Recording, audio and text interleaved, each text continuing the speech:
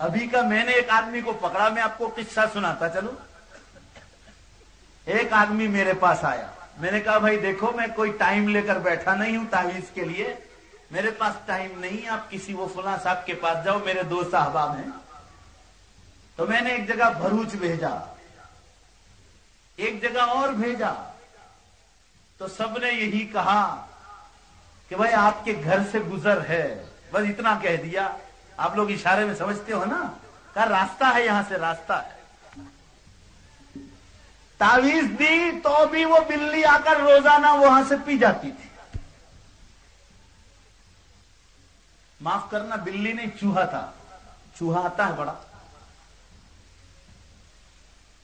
बिल्लियां भी पीती हैं। अब हुआ क्या कि वो जहां रखता था, गरीब आदमी, बाथरूम भी वहीं करीब, या तो कुमार होगा तो बाथरूम में पानी ऐसे ही चला जाता होगा, दूध या पी जाता होगा। मैं समझ रहा था ये या तो घर में बिल्ली आ रही है या बड़ा कोर आ रहा है, इसके सिवा कोई नहीं। वो बेचारा गरीब आदमी, मैंने ये भी नहीं पूछा कितना दूध होगा, 100-200 ग्राम दूध होगा, कितना होगा गरीब आदमी, मगर सब लोग बड़े मालदार लोग जाते हैं, तो उसको बेचारे को वसवसा हो गया, वो भी गया। तावीज लखी का के यहां तावीज रखना के, गुजर जहां से गुजर है, तावीज रखवाई, मगर उसके बाद भी वो दूध पीना तो चालू ही है रोजाना। फिर वापस मेरे पास आया, ये 2 महीने का ही किस्सा है।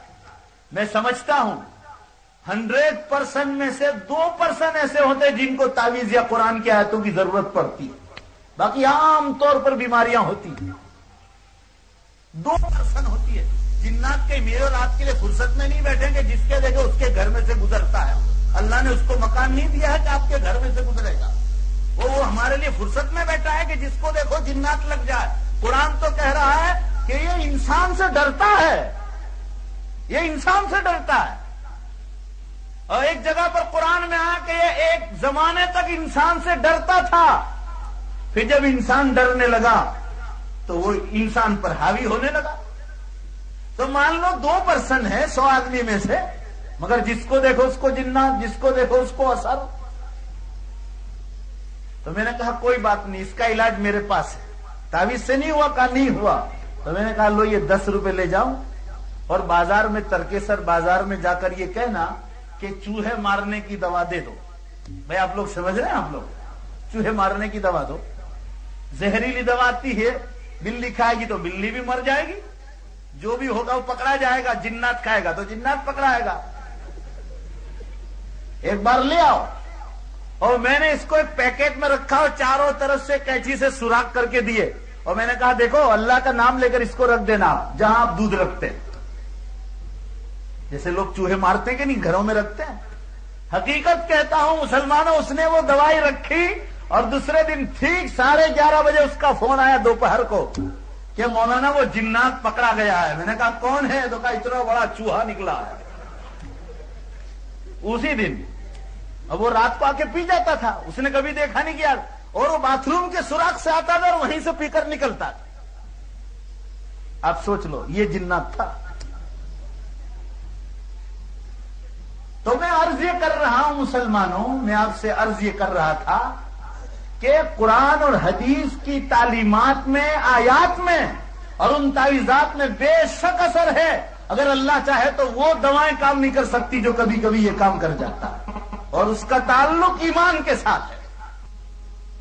आपका ईमान जितना मजबूत होगा उतना जल्दी कुरान हदीस असर करेगा, और अगर ईमान कमजोर है तो फिर 6-6, 1-1 महीना, 2-2 साल करने के बाद भी कोई असर नहीं होगा। तो मेरे अर्ज करने का मंशा यह है मुसलमानों में, बात दूसरी कर रहा था कि 100 में से 2 को जरूरत पड़ती है, बाकी आम हालात में या तो दिमागी तकलीफें होती है। आखिर दिमाग भी तो बीमार होता है, उसकी नसें कमजोर हो जाती है, पढ़ने से होती है, पढ़ाने से होती है, सब चीजों से होती है। अभी इंग्लैंड से एक साहब ने फोन किया, गुज़िश्ता साल की बात कर रहा हूं, कहा मौलाना मेरी बच्ची जो है लिवरपूल में बैरिस्टर बन रही है, और कहा इतनी तकलीफ में है, 10 लाख रुपए तावीज वालों ने ले लिए, 10 लाख रुपए। और बहुत मालदार था, जो धंधे लेकर बैठे हैं वो करते हैं, पैसे कमाते हैं। اب وہ ہر ایک کا اپنا معاملہ ہے، ہم کسی پر بولتے بھی نہیں، اللہ ہر ایک کو صحیح سمجھتا فرمائے۔ مگر تو میں نے ان سے کہہ رہے ہیں کہ میں آنا چاہتا ہوں بچی کو لے کر۔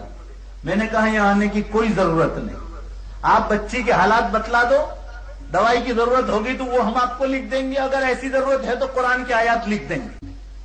انہوں نے نہیں مانا اور کہا نہیں اللہ نے ہم کو دیا، ہم تو ویسے بھی بنگلہ بنا رہے ہیں تو ہم بھروچ آ ہی رہے ہیں۔ میں کہا چلیے اب آ رہے ہیں تو آئیے۔ پھر آئے، میں نے اس بچی کو دیکھا جو لیورپول میں بیرسٹر بن رہی تھی، زیادہ تعلیم اور پڑھنے اور مطالعے کی وجہ سے اس کی نبضیں دماغ کی کمزور ہو گئی اور دماغ سر کا درد جاتا نہیں تھا۔ جب خوش ہو گئی تو بکواس کرنے لگی۔ بولو بھائی ٹینشن میں ہوگا نہیں ہوگا؟ جس کے پاس گئے تھے کہ جادو ہو گیا، جس کے پاس گئے تھے کہ بندش کر دی، جس کے پاس گئے تو کہ جنات کے اثرات ہے۔ کسی نے کہا جنات کا لڑکا عاشق ہو گیا، لو کیسی کیسی نئی نئی باتیں ایجاد ہو رہی۔ تو جنات کے پاس، اس کے پاس جنات عورتیں نہیں جو تمہارے پر عاشق ہوگا؟ یہ باتیں اس لیے کر رہا ہوں کہ ایمان کے کمزور ہونے کی باتیں نہ کرو۔ جو کچھ دنیا میں راحت اور تکلیف آتی ہے کسی کی کوئی طاقت نہیں، سب طاقت اللہ کے ہاتھ میں، یہ ایمان رکھو۔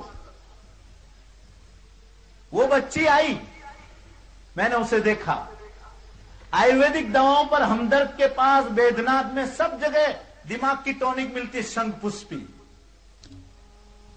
میں نے وہ لکھی ہے اور قرآن کی چند آیتیں پڑھ کر دم کی اور کہا اس کو پلاؤ، اور میں نے کہا 6 بوتل پلا دو۔